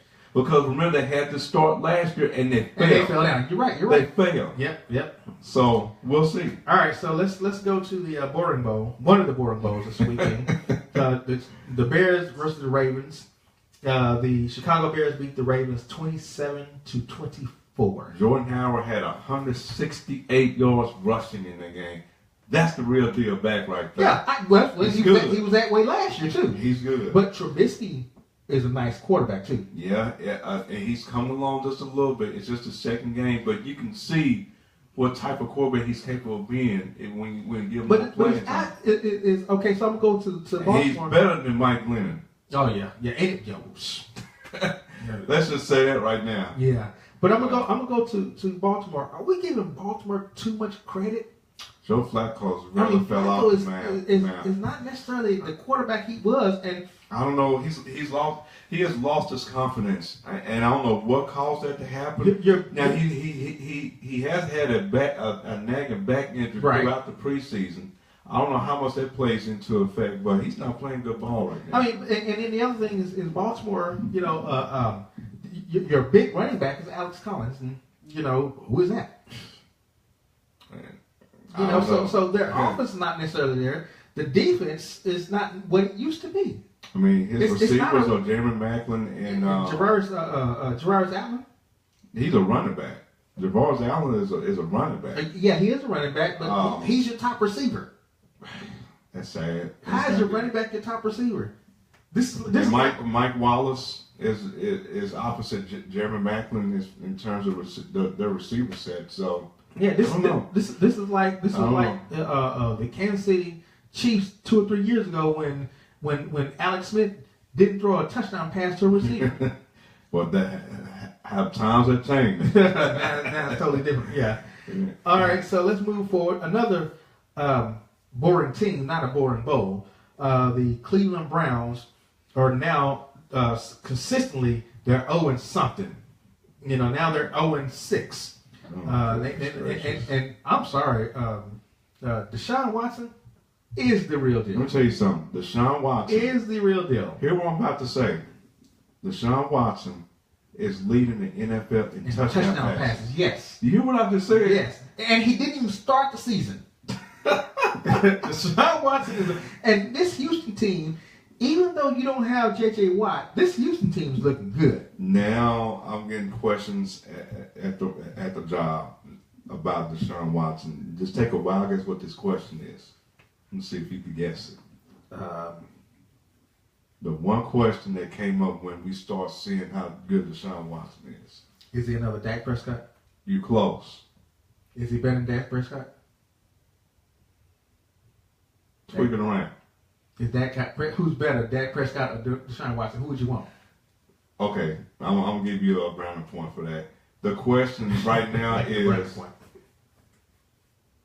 Deshaun Watson's start to the NFL season better than Dak Prescott's? Ooh. That's a good. Well, I mean, how many interceptions he got so far? Knowing he did not start the season as a starter in week 1 like Dak Prescott did last year. Right, but he's got based upon where he's at now and where Dak was at this time of the season last year. Who had the better start? You want to say this? Well, I mean, they're 2-3. One of the losses was Deshaun Watson. The other loss was the other. Who's the other quarterback? Tom Savage. Tom Savage. Yeah, Tom Savage. So I mean, in terms of wins and losses, they're pretty much on the same. Mm-hmm. You know, he has more interceptions than Dak Prescott. That's true. You know, now his touchdown ratio is. I mean, Dak Prescott wasn't throwing like 6 touchdowns a game. You know, but I think their start is pretty much on the same level. I don't think you could say who has the better start. Man. And then again, you know, you're in the AFC. You're playing Cleveland twice. Mm-hmm. You know, so you're playing some mediocre teams. Mm-hmm. You know, so I think that has a lot to do with it too. I would give Prescott the edge only because of the turnover factor. Dak Prescott just did not. Dak Prescott had 4 interceptions total in 16 the whole year. games. Yeah, the whole year. He threw 1 pick every 4 games. Right. Can you imagine that? And the other thing, he now granted, Dak Prescott had the better offensive line, and he had the better backfield. So that has a lot to do with it too. You know, Deshaun has Lamar Miller and Deontay Foreman, and them 2 running backs ain't that bad. They ain't that bad. I mean, but you know. And then we had Zeke. But you got Zeke, you had Alfred Morris. Yeah. Their soul ain't bad. And our offensive line ain't bad at all. It's better than the Texans. Exactly. So I mean, we had more. Dak Prescott had more around him. Mm-hmm. You know, but what he did not do was turn the ball over. Mm-hmm. That's true. So I would give the edge to Dak Prescott. I would give the edge to Dak Prescott. So the 33-17. 33-17. But that's against the Cleveland Browns. And the Browns are winless. They're winless, and we'll figure out they actually don't win a game. The Texas defense had 4 sacks and 3 picks and 1 forced fumble against the Browns offense. And atrocious. I just don't know what it's going to take for Cleveland to turn it around. I can't figure this franchise. They may have to. I keep saying they may have to clear. I keep saying I think, and I'm a Christian in saying this. I don't believe in curses, but I think this team is cursed. Ever since Brandon Kozar lost that AFC Championship game in '88. No, that was not Brandon Kozar. That was Ernest Biner. No, what Brandon Kozar started the fumble. The fumble. The fumble. That was what that was. Brandon Kozar did start the game, but he didn't lose it. But he was involved in that. But when Ernest Biner lost that fumble, it was done. He lost it twice, 2 years ago, '88 against the same team. They have never been right. You got the fumble and you got the drive. They have never been right. They ain't even been close to right. I say this is '88, dude. We're talking about 28 years. He was like 29. What? 9? I was only 11. 11 years old. And I remember that game like it was yesterday. I watched that game. I was at my grandmother's house. Me and my brother sitting there watching that game. I mean, you had Cleveland Browns on the sidelines. They're about to throw up. Yeah. They had the Super Bowl right there in the hand. They knew where they were going. Ernest Biner at the time was a scary running back. I mean, when he hit you You know, he's gonna knock you down. I mean, he was a force to be reckoned with, a force, and he just got. I think Steve Atwater hit him one time, and that ball just popped out. Hit him good. That's all it took. That ball just popped out, and it was over after that. So Detroit and New Orleans. Detroit was 3-2. New Orleans was 2-2. That game went to where are we at? Yeah, Detroit lost that game 52-38, and we figured that without Adrian Peterson, man. But Mark Ingram tore that game up. Let me tell you something. The Saints was up by 4 touchdowns in that game and let the Lions come back and almost lost that game. I almost lost the game. I mean, but Drew Brees is just an incredible quarterback. Drew Brees is just an incredible quarterback. So that drops. New Orleans have won 3 straight now after starting the season 0-2. Yep. They've won 3 straight. Look out now. They might be Who that? continue with. Yep. Who that? All right. Let's keep it moving. The Green Bay Packers and the Minnesota Vikings. This game was a hard game for Aaron Rodgers. Yeah, he. Aaron Rodgers got what he got? A collarbone. He broke his collarbone. Broke his collarbone, and I think he had surgery on it this afternoon. Yeah, he's out for the season. Yes, he's out for the season. Wow, the Packers are just. I saw a stat. I believe without Aaron Rodgers, they are fried. 4-7. Yeah, career-wise. Yeah, Minnesota. The Packers are 4-7, I believe. In games Aaron Rodgers has not started or has not played in where he was the incumbent starter. Right. I mean, but that shows you how great Aaron Rodgers is. Yeah. And people were saying, was that a dirty hit? I don't think that was a dirty hit. No, and Aaron Rodgers, he was cussing at Anthony Barr on the field. They had to feel his mouth out. He was throwing all kinds of words at him. That was not a dirt. That was as clean as a hit as it can get. He was just doing his job. Yeah. So, but now without the Packers, because we already feel like the Packers are gonna or in the decline. It's getting ready to go do a decline without Aaron Rodgers. Mm-hmm. That really brings the NFC to a whole nother situation. It changed the entire landscape in the NFC conference, not just the North. The whole conference. The whole conference. It sure does. Minnesota gets back in there. Now they're both teams are 4-2. Yeah. Just like that. Now 4-2. Yeah. And Teddy Bridgewater might see some playing time. Well, he's practicing now. Yes. So he's been cleared to practice. So he may see some playing time. Minnesota wins that 23-10, and that was our pick game too. So nobody got that game right. In this game here, Miami total at shock. Falcons. What in the heck is going on with Atlanta? I'm gonna go back to what I said when the season started. When people was frowning, I said the Los Angeles Rams is going to make the wild card, make the playoffs, and you asked the one team that I had to take out was the Atlanta Falcons. And I keep saying when they lost their offensive coordinator who ran the offense last year, they have not been the same team. So are they? So I mean, because we can look at this over sports over a sports palette and say, remember when the Rangers was in the World Series? Mm-hmm. And who was the guy? Who's the Ron Washington? No. The outfielder who the ball hit on top of his head. If they get that last out, the Rangers win the World Series. That was Nelson Cruz. That wins the World Series. So you got that. Mm-hmm. They're winning the World Series. They lose that because he didn't catch a ball he normally would catch. Then you have the New England Patriots. I mean the Seattle Seahawks. If you run Marshawn Lynch, that was a straight touchdown. You win the Super Bowl. Mm-hmm. Then you have this debacle. If your defense just don't give up, Atlanta beats the Patriots. And what happens to those teams the next year? Ooh, it's like your electricity goes off. You know how you get your electricity cut off? I've had it cut off before. When you just sit there and ooh, you hear that little sound, ooh. Is this their electricity getting cut off? The Miami Dolphins have been struggling offensively this entire season. Yes, they are sorry. Jay Cutler is just bad. Jay Futler. And he was the reason why the Falcons, why the Dolphins came back and won that game. I don't understand. And the whole I don't see how the Falcons lost that game. What did you say? They came back and won. Yep. They came back and won. It's like, goodness. So Atlanta might be, you know. Atlanta's not the same team. I'm gonna keep saying it. I'm just gonna keep saying it. They still got the same. They got Julio Jones. They got Matt Ryan. They got the same play. Tevin Coleman. They got Devontae Freeman. They're not even they're not the same offense. They're just not. Julio Jones as much as they used to. And the one thing that's a problem. But one thing I've noticed in this game, Tevin Coleman had 9 rushes. Devontae Freeman had 9 rushes. You're not giving them the ball. They're not running the ball as much as they were last year. They're trying to be a pass-happy team, but they're not. It's just not going to work. They're not even using their receivers, the key receivers, to be pass-happy. They got a stud backfield.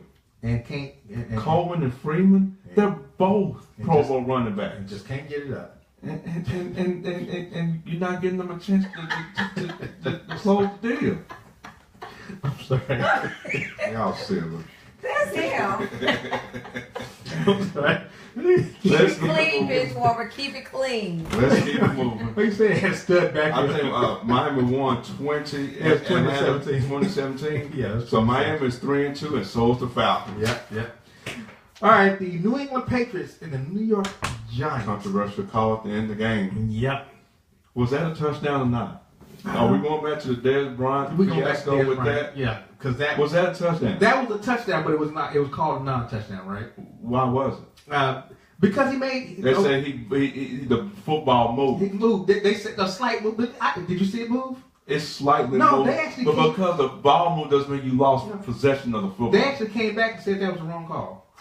There you go. See, don't be doing me like that. Yeah. So New England beats the Jets 24-17. New England now goes to 4-2. The Jets goes to 3-3. This game right here was the the Patriots were down 14-0 to begin the game. Yeah, and that shouldn't have happened. The Patriots are struggling defensively. They are struggling. They're not the same team. I think they're struggling defensively and offensively. You could be on. I think they're struggling both. I don't think the Patriots are the Patriots of the Super Bowl Patriots. I mean now, but granted though, Tom Brady is Tom Brady, and they can right the ship. Yeah, Tom Brady, better quarterback than McCown. Yeah, they can right the ship. McCown is chunking that ball though. He is chunking it all over. He is throwing it all over the place. He's got 1,020 yards already in passing. Mm-hmm. Okay, so San Francisco 0-5 against the Washington Redskins. Did you think anything different? San Francisco just started, and it was. Let me tell you something about this. It was a close game, though. Yeah, it was a close game. They almost lost. I mean, it was 24-26, and San Francisco came in, and your boy Carlos Hyde. Don't sleep on him. No, do not sleep on Carlos Hyde. I can tell you this. I did see a stat. Anytime you got Brian Horry in the 49ers are the first team in NFL history to lose their first 5 games by 3 points or less. Wow. Oh, wow. So they could have easily been 5-1. Yep, it sure could have been. So they're good, but they made not, NFL history with this loss. They're not closing. They're not. That's exactly the problem. They are in every single game. And who's going to win the first game? San Francisco or Cleveland? Oh, easily the 49ers. You just don't know when. I misunderstood your question. I was thinking about head to head. No. Who's going to win the first? It's still the 49ers. We just don't know when. Yeah. And we sure don't want it this week. They're the first team in NFL history to lose 5 games. Their first 5 games by 3 points. 3 points or less. They're just not closing. They just cannot close at all. And they could. And they benched Brian Hoyer in favor of C.J. Beathard, who almost. Yeah, Bobby Beathard's grandson. And Bobby Beathard was the ex-Washington owner. When he was San Diego too. Yeah, he was with San Diego too. The VP of San Diego Chargers. Yeah. But San Francisco's gonna win the game way before Cleveland will. We just don't want it this week. Cleveland is just a dumpster fire. That is, and I'm telling you, that's and it took me out roadkill. Because 3 weeks ago, right after their third loss, I actually picked him one time this week. somebody, somebody in the streets, somebody from the Browns faculty came to open up the doors, and the dumpster was actually on fire. They had to call the fire marshal out there because the dumpster was on fire. It was symbolic. It was to show the organization how sorry they are. Yeah. Yeah, but anyway, here's your this is your this year and I'm telling last you, year's. look out for the Los Angeles This Rams. this year and last year's playoff team. So the Rams are 3-2, the Jacksonville Jaguars are 3-2, and you just knew that the Rams were gonna come in and do their duty, and they did. Rams beat Jacksonville 27-17. Todd Gurley was off the chain. Yeah, that's a solid running back, man. Yeah. Hit an off year last year, but now he has a He's decent quarterback. Yeah.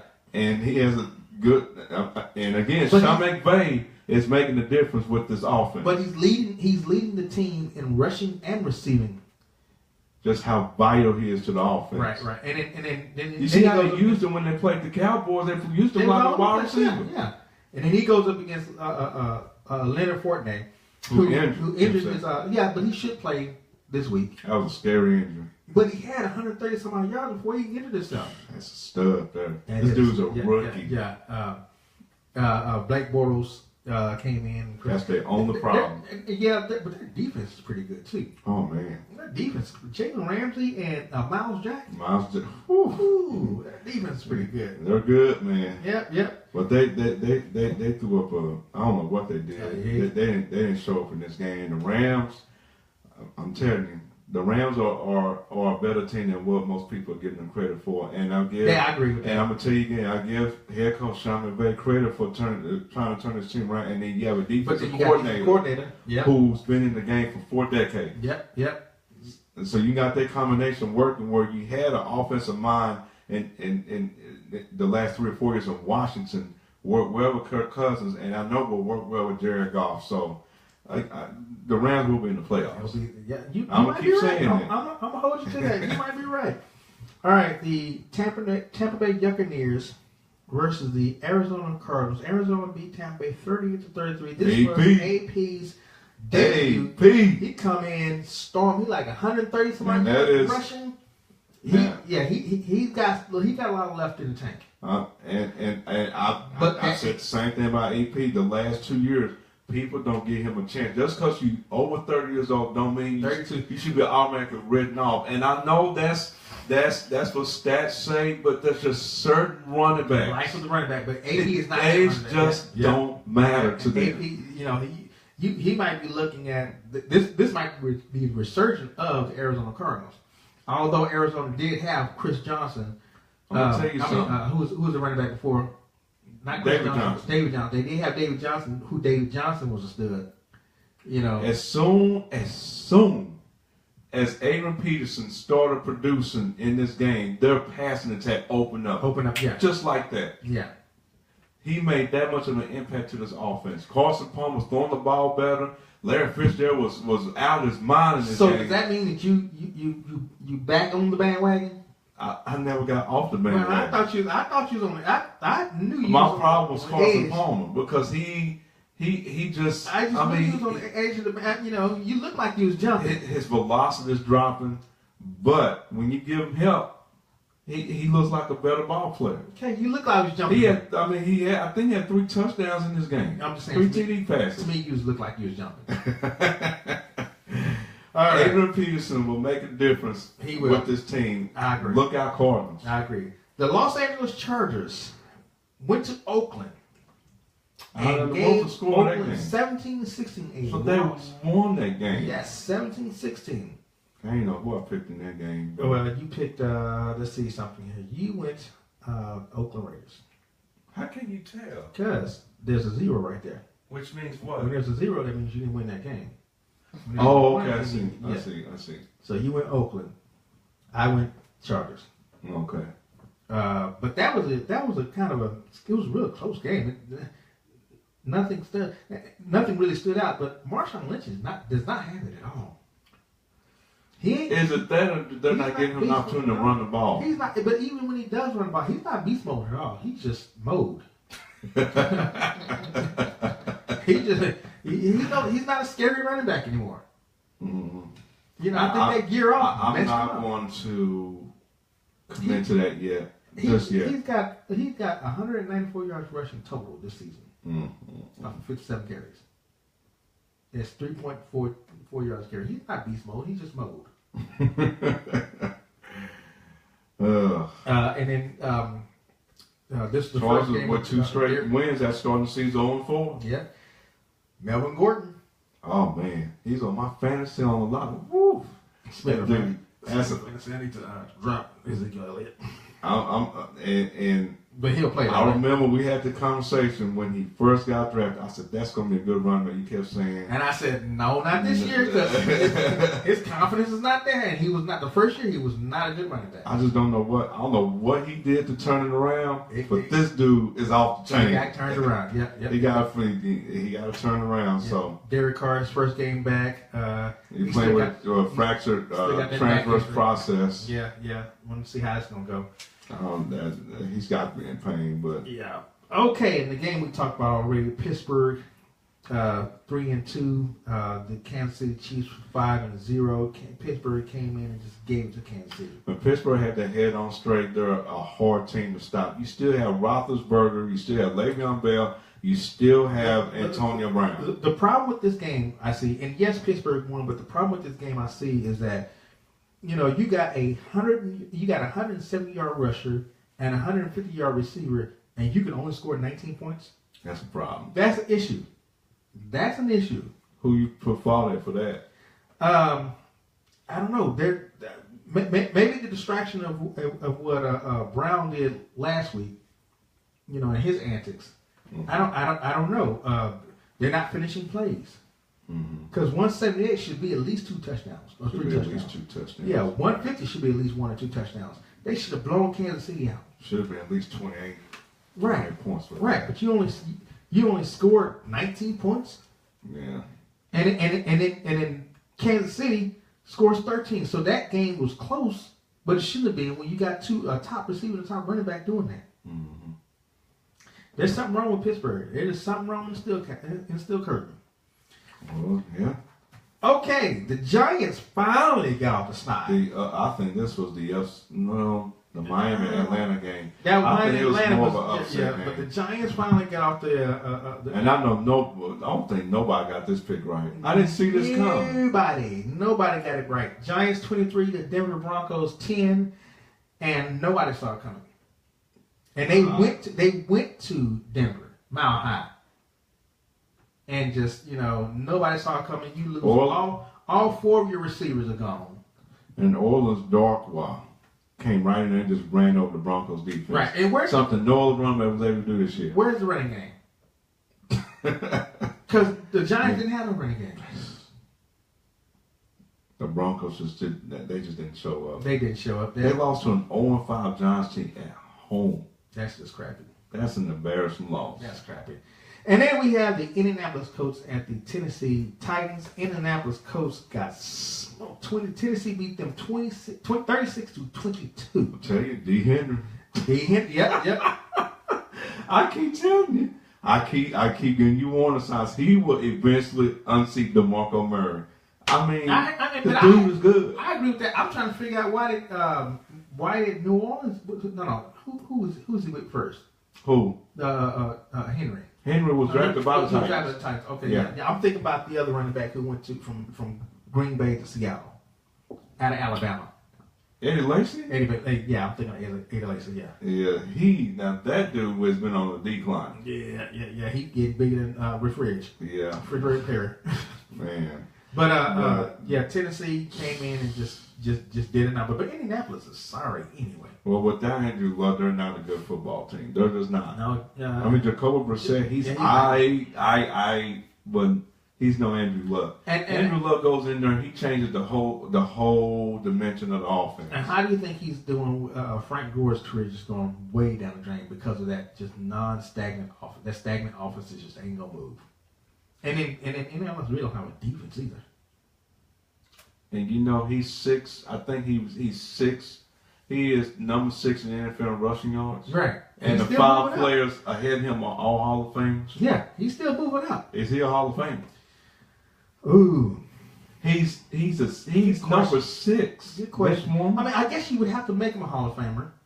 This I mean, dude is number 6. I guess you have to make widely. Yeah, quietly, and then that's the problem. It was quiet number 6. But I guess you would have to make him a Hall of Famer because So of if you put Curtis Martin in there, you you got to gotta put him put in there. Franco in there. You got to put Franco in there. I didn't think Curtis Martin was a Hall of Famer. I mean, nothing against the brother, but I just when I heard he was eligible for the Hall of Fame, I'm like, Because he what was it with the Jets had with the New England with the Jets, he had a lot of quiet stuff going on. yeah. It wasn't like, just roadkill, he gonna eat you up or something like that. It's Yeah. like, okay, here's Martin, I mean, I would do more, not David Thompson. Who's the other running back that they actually swapped for?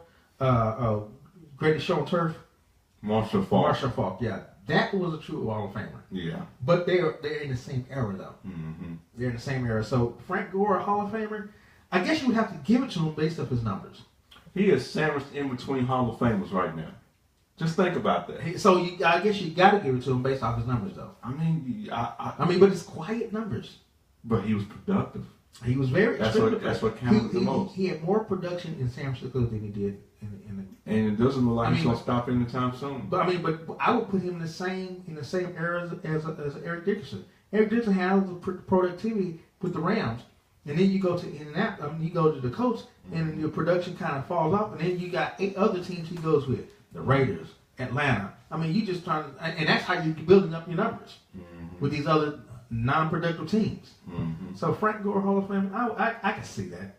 I wouldn't be mad either. I'll have to respect that. I mean, out of respect, I think, because of what he have done in this league and the way he have gotten his yards for him to be in the top 10 and like he's that, been playing on some sorry teams. and still was that productive. You have to honor that. Yeah, you have to honor that. He's Put him in the Hall of He's Fame. been playing on some Barry Sanders teams, but who's more scary, Barry Sanders or Frank Gore? Barry Sanders. Hands down. All right, so let's get into The picks. this week. This week's picks coming up right now. All right. And I got everything set up and ready to roll. So Martez, you ready to roll? Frank Gore, I need not a pen. a Hall of Famer. Never thought he was I the gotta best get back these picks in the right. You got a pen? Yeah, yes I do. So last week was a Okay. crappy week for everybody. Last week, let me just give you the week's totals. I had 7. Lewis, you had 6. That's crappy. Shelly, you had 6. Crappy patties. I don't like it. Martez, you had 12. Woo! Martez. Tina had 10. What? Brumman had 10. Brittany had 13. Woo! The front door. Brittany. Yeah, and Byron came in with a lowly 6. Now remember though, we got hot picks. So some of these are gathered with hot picks. Martez hit this Philadelphia Carolina game, and he is actually the only him and Brittany are the only ones that hit that Philadelphia Miami game, which gave him 5 points. There you go. Just right off the bat. So totals right now. Are we ready? Yes. Yeah. Okay. Give us the damage. So I've got 55. Lewis, you got 54. Shelly, you coming up with 50. Martez has 57, who has overtaken the lead. I'm overtaking in order of winners. Yeah, Tina has 48 and Jerome has 48. Bro, man. Yeah, bro, man. Bro, man. I said, bro, man. Yeah, he's sneaking up in there. I mean, but this thing is not far from over. Okay. Not far from over. Week 7. First game is the Kansas City Chiefs at the Oakland Raiders. Yeah, I know, Martez. You're new leader. Gotcha. Okay, new leader. That's what I said. I thought you were going to go in order of who had the most. No, I'm not doing all that. I'm unconditional. You would if it was you. So the Kansas City and Oakland. This is a pick game. This is worth 2 points. Kansas City is at Oakland. Kansas City is 5-1. Oakland is 2-4. Remember, the Kansas City Chiefs lost to the Kansas City Chiefs lost to Pittsburgh 19-13, and the Oakland Raiders lost to the Chargers 17-16. Both of these teams are coming off of losses, and it's at Oakland. That's a tough one. And Derek Carr is going to play in this game. He played last game, but now he's getting back into the swing of things. So, who's first? Okay, Martez is the first one that steps up and says KC. I still go KC. Yeah? I still go KC. You going KC? All right, Shelly goes KC. Oh boy. It's at Oakland. My almost hometown. I'm going Oakland. Okay. I'm going Oakland. And oh yeah, that is your hometown, isn't it? KC. Almost, yeah. I was there for 2-3 years of my life. No, 7 years. So you can actually claim the Kansas City Chiefs if you wanted to. I could. Because you lived in the city. I don't. See, that's how that's fandomism. Yeah. You live in the city, you can claim your city team. I'm going KC. Okay. And the reason why I'm going KC is because Pittsburgh put up all those yards and they still only produced 19 points. That's a problem. All right. Tampa Bay at Buffalo. Tampa Bay is 2-3. Buffalo is 3-2. Buffalo had a bye week. Tampa Bay lost to Arizona. And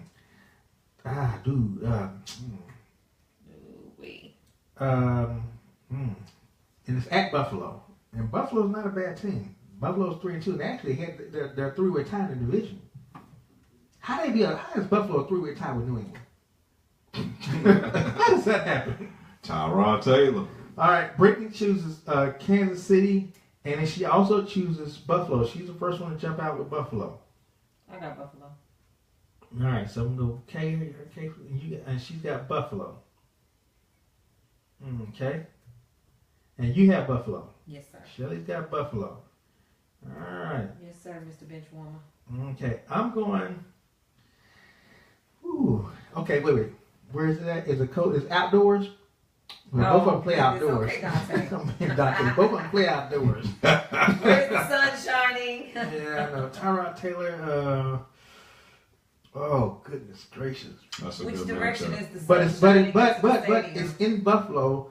It's in October, so that's the cold. Where I'm going Buffalo.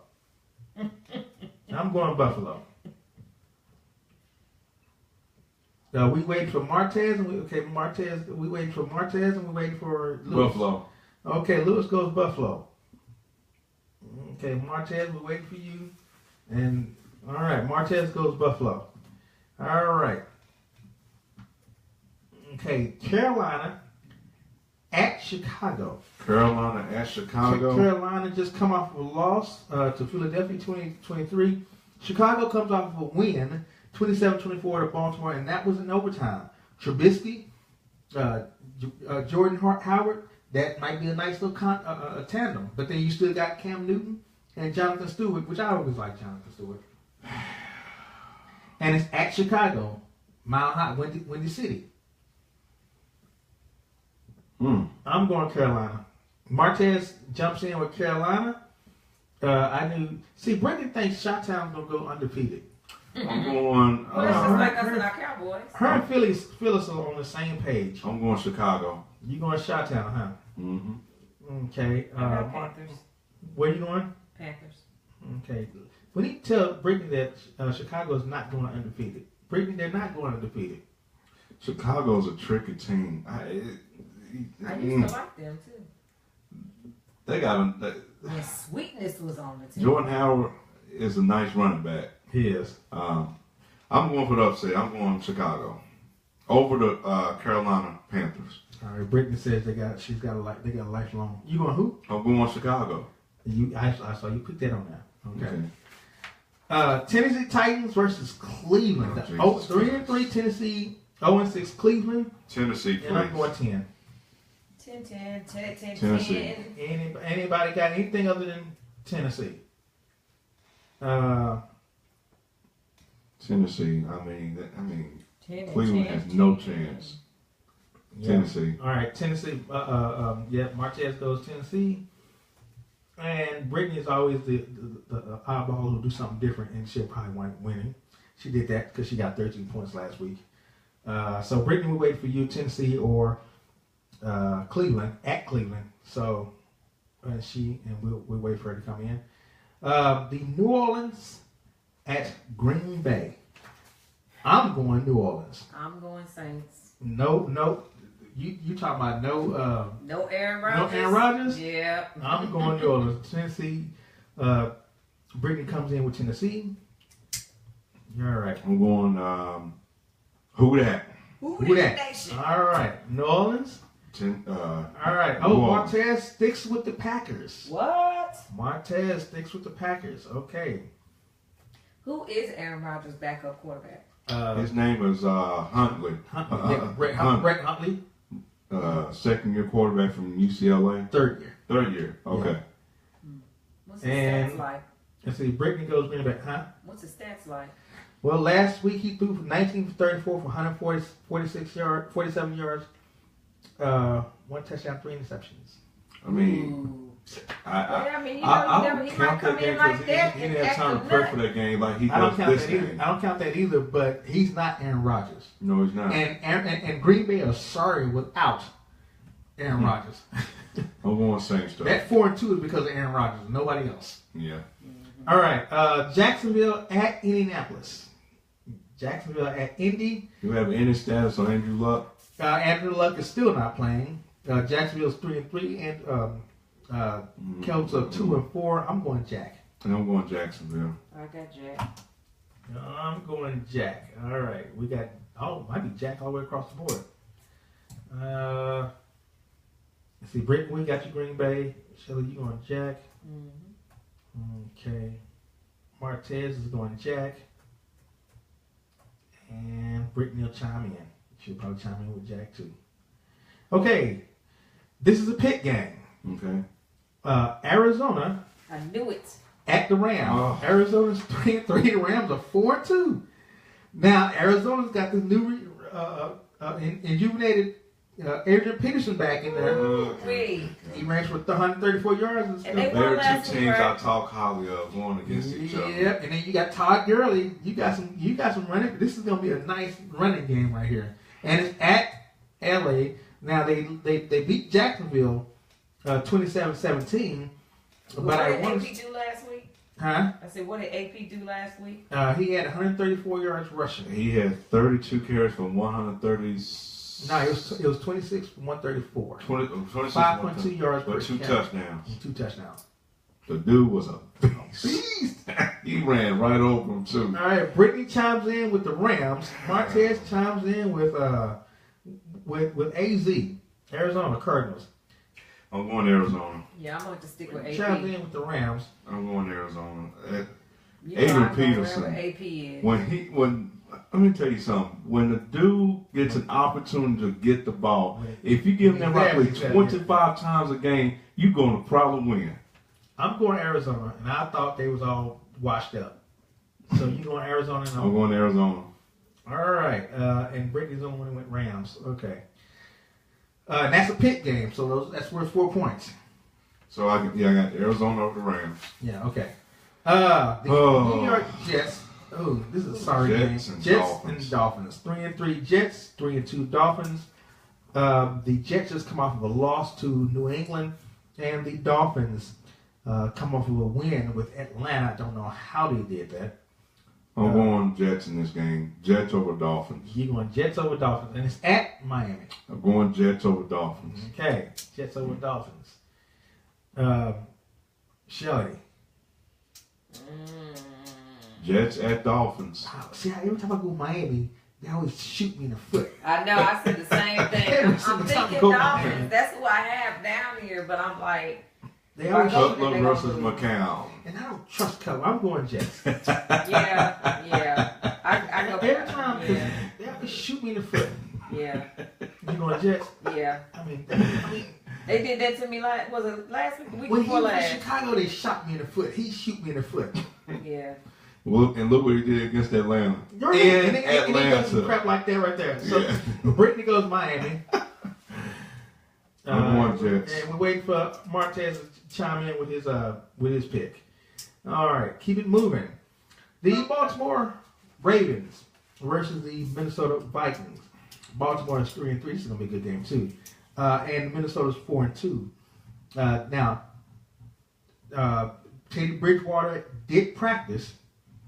So, and Martez goes with mine. Teddy Bridgewater did practice. I'm going to assume he's going to play in this game for the first time in 2 years. And if he does, I'm going Baltimore if he does. I'm going the Vikings. Okay. I'm going Minnesota. I'm going Baltimore. I'm not sold on Baltimore just yet. It's at in Minnesota too. I'm going Minnesota. And if Bridgewater plays, I'm still going Minnesota. Yeah, they lost to Chicago in overtime. Baltimore did. They beat Minnesota beat Green Bay, but it was without. Fluke. Yeah, it was without Brett Aaron Favre. Rodgers. Martez You is going said Brett Minnesota. Favre. Not Brett Favre, but it was without Brett Favre. Right. But Aaron Rodgers. Who are you going? I got the Vikings. Okay. And Brittany does the Vikings too. All right. Keep it moving. Okay, I'm gonna do that game last. The Denver Broncos at the Chargers. The Denver Broncos is 3-2. They come off of a loss with the Giants at 23-10. I don't know how that happened. And the Chargers come off of a win 17-16 versus Oakland, which is good. That's a hype game. That's one of those games that takes you forward. You know, Melvin Gordon was just nice. Melvin Gordon is Dude is lights out right now. he is. You run it up on your time there. I got you. I'm gonna go Denver on this one right here. I got Denver. I don't think they're gonna lose twice. I got Broncos. Yeah, I got Broncos. Okay, Martez does Denver also. Shelly does Denver. And we are waiting for Brittany to figure out what she's going to do. Okay. Martez. Oh, Brittany does Chargers. She always does something different. She's trying to catch It's up. working for her so far. I guess so it is. Yeah. And Broncos. Martez does Broncos. All right, so keep it moving. We've got the Seattle Seahawks at the Giants. Man, At the oh man. Giants. And I don't think lightning's going to strike twice. I'm going Seattle. I said the same thing. I think they're going to go back to being sorry. Yep, I'm going Seattle. I'm Boy, going Seahawks. Giants. Oh. I'm going New York. Is this a pick game? No, this is not a pick game. How do you pick the pick game? Oh, the NFL, I got. Oh, you're so smart. Yep. So who are you going? Martez is going Seattle. I'm going Giants. Okay, you're going Giants. Who are you going, Shelly? Seahawks. Seattle. Okay, we're waiting for Brittany to come in with her picks, and we'll just keep it moving. Yeah, I think that game was a fluke. The Cincinnati Bengals at the Pittsburgh Steelers. Bumblebees. It's a tricky game. I think Pittsburgh's coming off this high. Yeah. I'm going Pitt. Pittsburgh is Seattle is 2-3. Pittsburgh is 4-2. Seattle had a bye week, so they had time to. Who had a bye week? Seattle had a bye week. Cincinnati, I'm sorry, Cincinnati. I was gonna say, I thought yeah. Cincinnati had a bye week, so they had time Wake up, to. honey. Huh? Wake up. Yeah, I know. And I got the Giants. Bumblebees. Yellow. I'm going Pittsburgh. Okay, so Brittany goes to Giants against versus Seattle There Seahawks. she go listening to me again. Yes. See how So you're successful you're she gonna was what? last week? You're gonna pick. Wait, I'm picking Pittsburgh. you wasn't that successful though, so I don't see what she was listening to. She beat you out.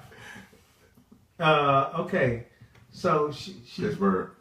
she's going. Okay, what are you going, Shelly? Pittsburgh. All right. Bumblebee. All right. Yellow black. And Martez is going Pitt too. Now, Brittany's got to give us Pittsburgh Steelers versus the Cincinnati Bengals. She gave us the Eagles, so she's gonna go Eagles versus Washington. I think we said Bengals. The way you said Bengals sound like Eagles. Eagles, yeah, okay. That's why I say Bengals. Bengals, them gals. Okay, so the next game we got Atlanta at New England. Super Bowl rematch. This is a pick game. Matter of fact, I bet it the is. Cincinnati and Pittsburgh was a pick game. That's 2 points. This game is worth 5 points. New England. Yeah, I'm going New England. I got New England. I'm going New England, yeah. This is a pick game. This is worth 5 points. Okay, so she goes with Bengals.